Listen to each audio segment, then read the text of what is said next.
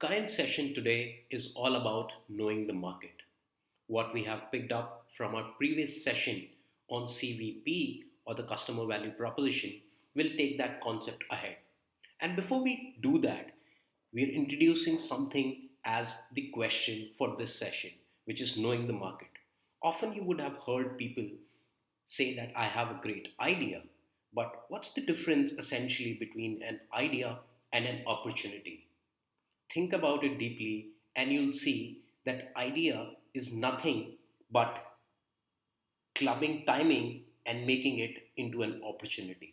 So, opportunity is just idea plus timing. And why is it important? It's really important because it's important to know whether the opportunity exists today or the opportunity is really ahead of time or the opportunity is something that lies somewhere there deep into the future.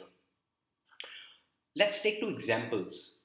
The electric cars that we see were really invented and started for the first time in the 1950s. However, we see right now Tesla championing the electric cars revolution in the current decade. And why does it really happen? It happens all the time because the consumer behaviors are changing. There is a continuous technology advancement that is happening around us. Maybe an opportunity or an idea worked somewhere well in other geography, and maybe it's not really an opportunity in the current geography or the current market. Or essentially, it's a complementary product that you essentially are piggybacking on, and it may not really work in the current circumstances. And hence the big question knowing the market. This is the essence of marketing 4.0 after we go on and understand what the consumer value proposition is. And if you recall, one of the biggest questions in CVP was understanding that is the problem that you're trying to solve, is it significant enough? It only translates to say that is there a market for the problem that you are addressing? And hence knowing the market becomes really, really important, specifically for envisaging any business that you think would disrupt the future in that particular industry. Taking the concept ahead, knowing the market is all about three big words: TAM, SAM, and SOM. And what are these three words about? Let's take an example. Let's say if 40% people buy cars and 20% love the yellow color, does it really mean that 8% people would have yellow cars? Maybe not. It's not very likely for that happen. And that's when we say that the favorite color and car purchase really don't imply that because these are independent concerns. If somebody would have envisaged their market considering this fact, it would have possibly not been the right choice because the understanding of the market has not been really well.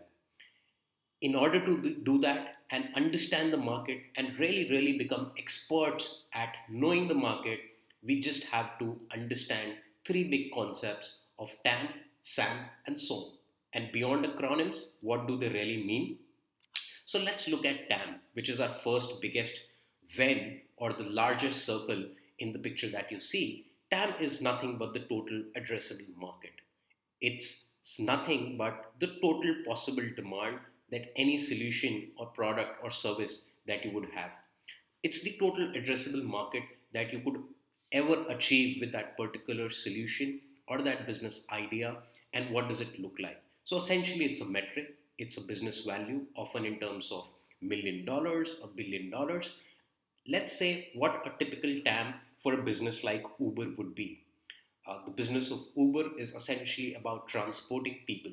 So, all the people in the world who have a car or maybe who do not have a car but commute from point A to point B either for personal reasons or for professional reasons from their home to offices or even are taking any public transport, all of them will become a target market. So the number of people who basically want to take a public transport into the number of times they want to take in a particular day into what amount they want to pay, multiply that by 30 to see monthly what the market size is, and multiply that by 12 to see yearly what that market looks like.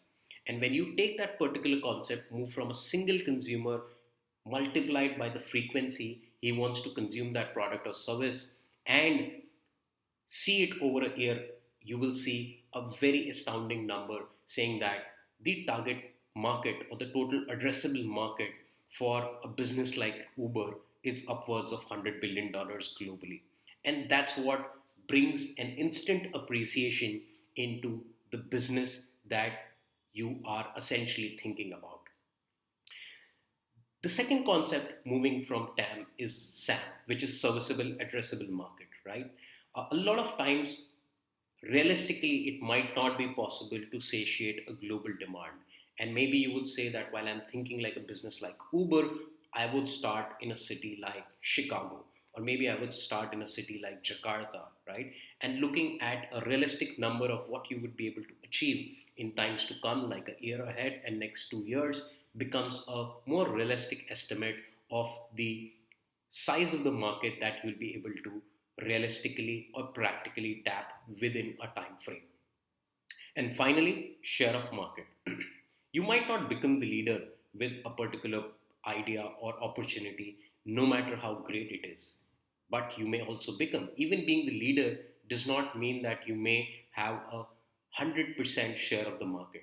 And hence, the third concept, which is SOM, is share of market. While total addressable market or TAM becomes your bigger size of the market globally that's available, a realistic approach would be to look at the markets that you would endeavor to satiate that demand and ultimately look at that share of market. Let's say realistically, the market that you are uh, venturing into and the business that you will start would possibly acquire 5%, 25% in the next 2 to 3 years, and that becomes your share of market. All of these three terminologies, essentially, as defined, give you a result in money value or revenue terms, often in dollars, $1 million, or it could be as big as $1 billion business idea. And that's what we say as opportunity. It's not just about knowing the market or having an idea which has a money value, but does it have money value at this point in time? And hence, the clear difference between moving ahead from idea to opportunity and saying that is there a money value or a market value at this point in time, and is there a market that exists for it. So looking at these three things a little more in detail, we looked at the total market, which basically is the total amount spent globally on solving your current problem. So Uber was a great example.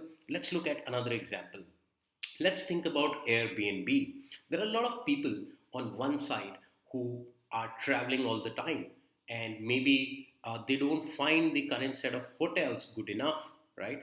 Or maybe the other set of hotels are not that great in hygiene or the facilities that they provide, the lower tier of budget hotels. And that's where the concept of home renting came in, because at the same time there was a market about a lot of people having spare rooms which they might want to rent. And essentially, the concept of Airbnb came in, saying that there is a problem of people wanting to find really good accommodation while they travel. And there are a lot of people that are facing that problem. So there is a market, and at the same time, there is also supply for that. And hence, that's the total market equation. Total addressable market, as we looked at, it's a part of total market. It's a subset, right, available for a particular opportunity or a venture where your product and service essentially would satisfy a demand. And serviceable available market is the segmented part of the TAM, or the total available market, or the total addressable market. And this is something which you would realistically endeavor to achieve in a particular time frame.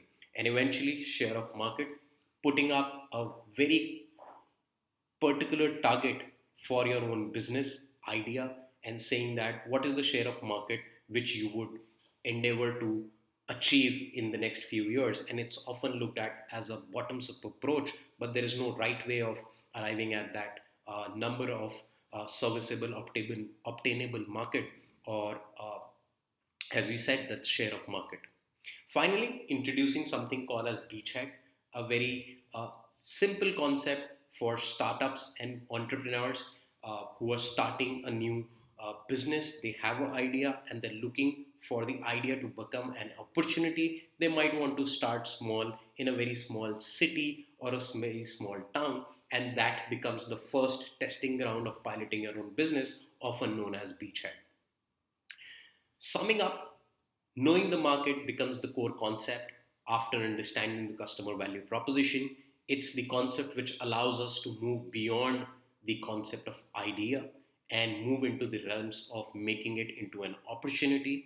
The journey from idea to opportunity essentially looks at three big concepts: understanding and knowing your market in numeric terms, in value terms, and understanding what's the value of the problem that you're going to solve, or what's the service that you're going to provide, what's the value of it at this current point in time, which is essentially the total addressable market, a serviceable addressable market in a realistic terms, and the share of market that you will endeavor to achieve with that opportunity at hand.